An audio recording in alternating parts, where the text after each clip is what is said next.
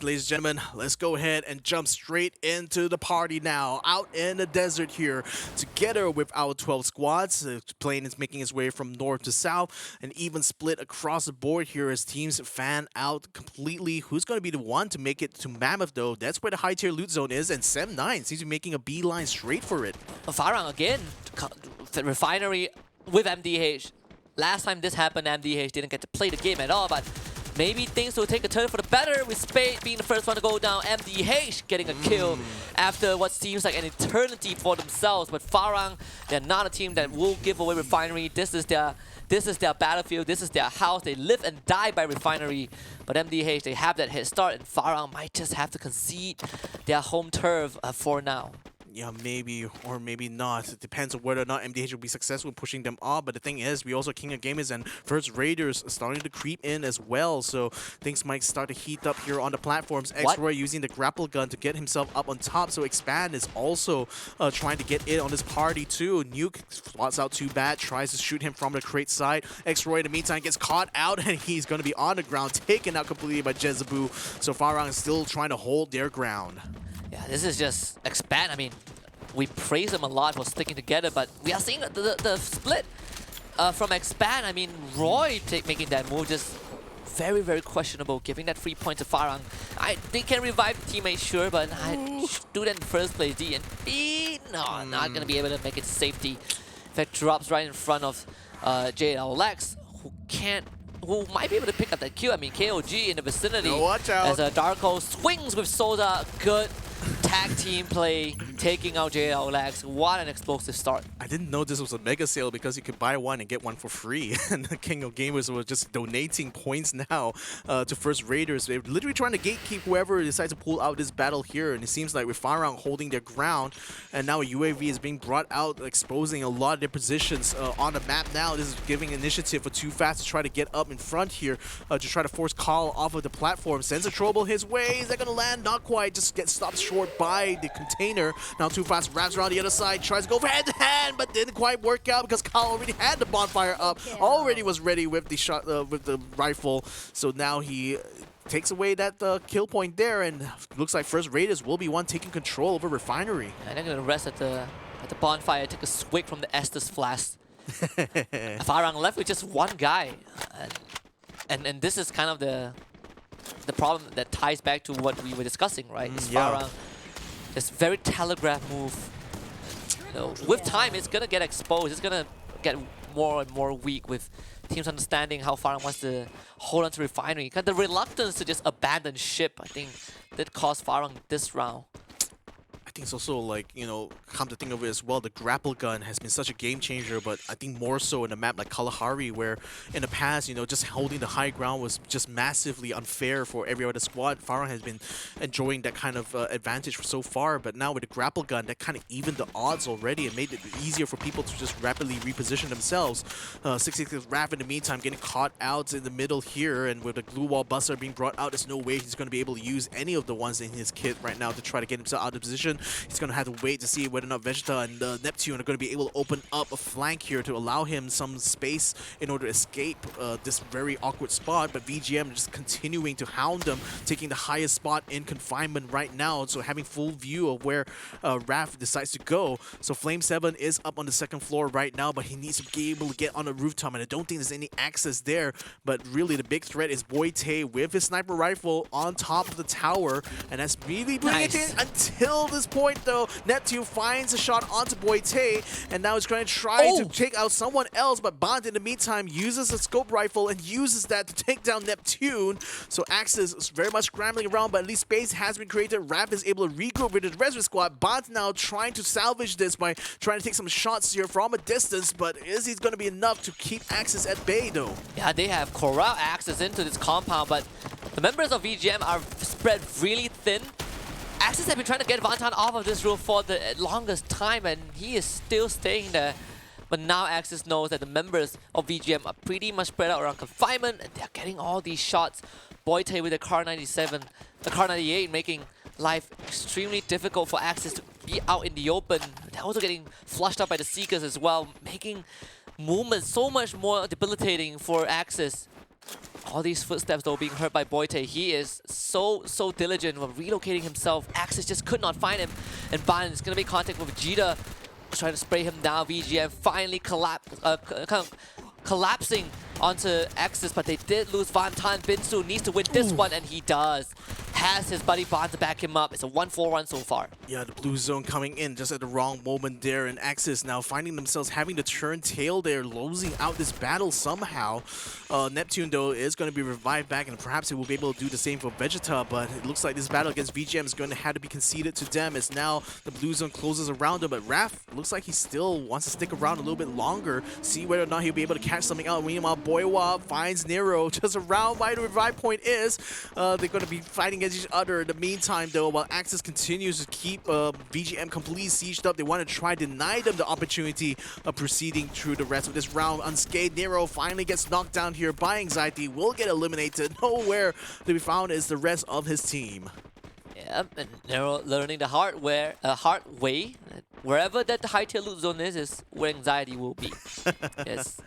Just putting it out there in case you guys rewatch the broadcast. I think this is something kind of like a Farang thing, but instead of the same drop zone, they will always go to where the map is blue. You know, VGM continuing to push into Axis, and this is just an absolute bloodbath. Axis did not stand a chance. Oh man, I mean, it made it even harder given the fact that it was close quarters, and they literally pulled out of that like warehouse section, which I think was actually a better place to hold compared to this bungalow here. But nevertheless, VGM were able to bring back both Bond and Van Tan, so they were back to full fighting strength, and just having more guns kind of littered around confinement here just allowed them, made it very easy for them to get back up to speed. So now VGM, you know, they still really want to continue to give chase to both Expand as well as Sem9, and you know, if and just unfortunate that Axis was just the one being a little bit of a speed bump in that progress there, and they've pretty much cleared that very quickly. Yeah, just a very small obstacle in the road to greatness. With VGM, you know, they did have a underwhelming round, but that's just pretty much it. Right? Overall, I think VGM is having a decent day. Anxiety still at the very bottom. This is a team that I think coming into challenge groups, being the directly invited team alongside Sem9, you know, I think that even that still doesn't change the fact that there are doubts about Anxiety, because locally kind of see how Anxiety plays. It's a team that needs to meet a lot of conditions before they even are ready to take the fight to other squads, and we're seeing that, and it has been like this for the entirety of Phase 1. So far, nothing much has changed though. I mean, that's the thing, it's still the same teams, you know, that also played in Phase 1, so you don't necessarily expect things to change in that regard. It's just that now you're hoping that these squads have kind of learned a lot more information about these other rival teams, that, you know, you think they'll be able to take a different approach coming into second phase. Sem9 in the meantime taking an approach onto Dewa United, and looks like they're already doing quite a number onto them as SNOP goes in front. Dewa United cuts him off with the glue wall, forcing him to take the other side, but looks like he's going to send a throwable their way though in order to try to break up their positioning. Unfortunately, can't quite find an opening in order for him to slip by and get a flank here against Dewa United. The rest of Sem9 now slowly gathering onto this platform too. Dewa now getting onto the bottom of this, while Bams hold its ground, cannot hold it for too long as UB takes him out with the grenade. So now he's going to now they're going to have control over the top of the platform. Dewa is on the bottom. Fikri is now joining the rest of them, but he needs to watch out for the Dewa members who are still down on the ground. IKY and Rain also sniping from a distance there, but Rens is going to get caught out though by the throwables. Xenop going in front here with his glue walls for cover, takes down one. Can they find another though? I think so. Yeah, they do. They do find IKY as well, and that is unfortunate here for Dewa, because now it's down to Raid to try to carry the flag for them. Good news is that there is a revival point right at Foundation. The bad news is that he is chased down, getting shot at. Sem9 probably would not give chase, decide to hold on to this area, so, you know, Dewa United should be able to bring the rest of the team back. MDH, on the other hand, not so lucky. KOG fighting JLX right in the open as Dewa will reunite. We'll have the whole squad back. It's going to slow down their progress just for a little bit. MDH continues to kind of playing a very split game. I think all of the members are around, just spread out across the points of the map. Yeah, just very much spread out on the border that's been shaped up now by the blue zone. So they're just really trying to cover as much ground as they can, but wonder how this is going to work out for them in the long run, though, because it's going to be encounters like this right now, where NP is getting so close now to where Dewa's revive point is.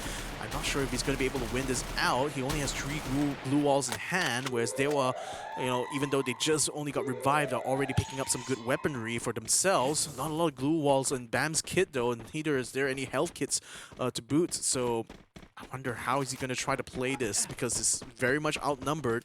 His best shot is to just basically try to go for broke and literally take down as many as he can before he inevitably gets taken out, but it's a very risky strategy with the blue walls now kind of like closing in onto the next safe zone here. Dewa might be incentivized to leave, and NP is going to try to use this opportunity to slip behind him.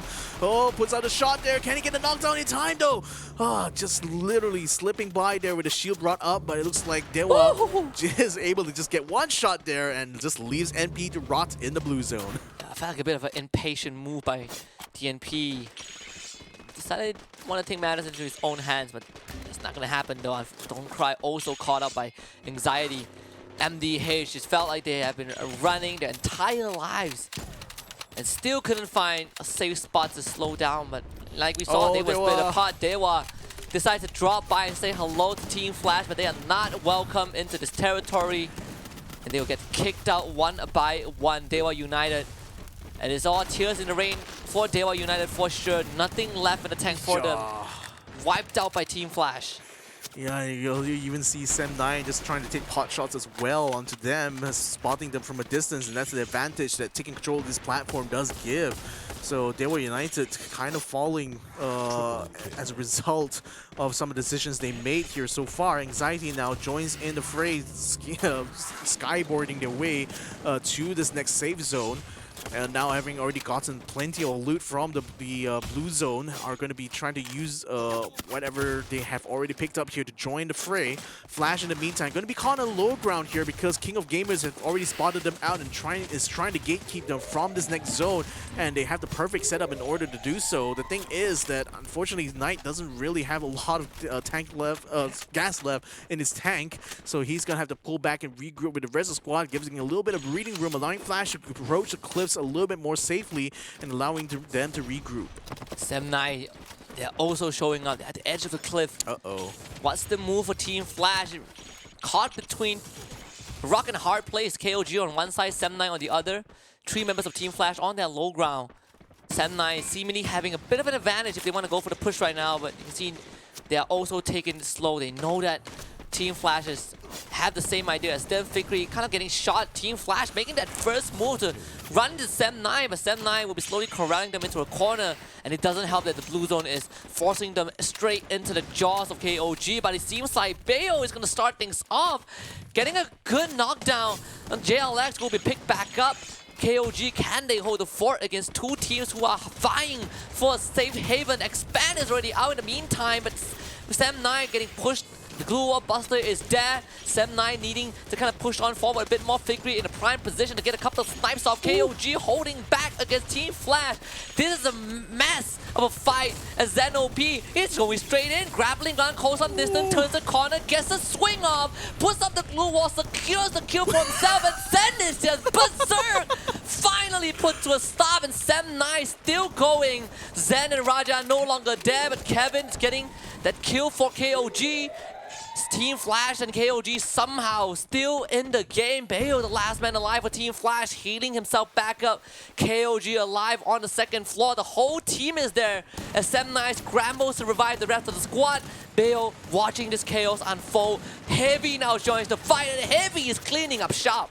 Oh man, I mean, Heavy has been the gatekeeper for 2 separate fights though. There was a fight breaking out on the south side, which is where Expand got cut down, and ZenOP's joining the fight, but he's now a sitting duck literally as he parachutes down, taking half his health out completely by the time he lands on the ground, as Heavy were able to shoot him from the sky. And now they're going to be going up straight onto where Flash is and King of Gamers are as well, so they're going to try to third party them in this fight as well. Team Flash gets eliminated though, with Mill now taking the the last shot. And I think that's Team Heavy. Yes, Heavy that picks up the booyah. We had 2 back-to-back booyahs for Team Flash, and afterwards we have 2 back-to-back booyahs for Heavy. This is Vietnam's day. 5 out of 6 booyahs going over to the team from that region, but I felt like this round was set up for Heavy from the very beginning. Circle was in their favor, everyone else was fighting, and Heavy just watching all of this unfold. Again, no big celebration yet. This is just the beginning of phase number 2.